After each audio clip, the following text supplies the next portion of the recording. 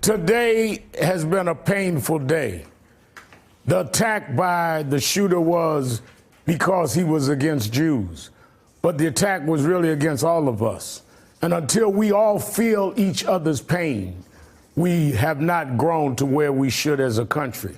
Whether it's blacks in a church in Charleston, whether it's people marching against neo-Nazis in Charlottesville, whether it is this despicable act today in the Tree of Life, we must understand that we can disagree without hate, without venom, and without looking the other way when it's not one of ours.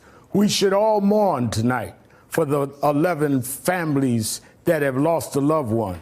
And then we ought to get up and do something about bringing this country to one standard and fighting against racism and anti-Semitism and homophobia and xenophobia, because we all have a part in setting the tone.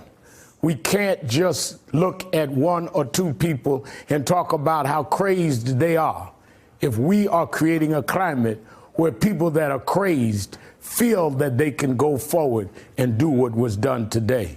Today was painful for all of us.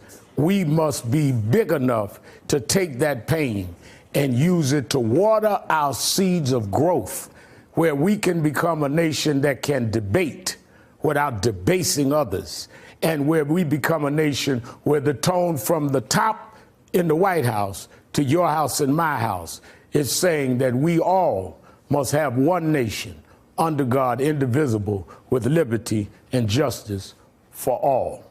That does it for me. Thanks for watching. I'll see you back here tomorrow at 5 p.m. Eastern.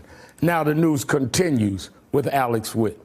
Hey there, I'm Chris Hayes from MSNBC. Thanks for watching MSNBC on YouTube. If you want to keep up to date with the videos we're putting out, you can click subscribe just below me, or click over on this list to see lots of other great videos.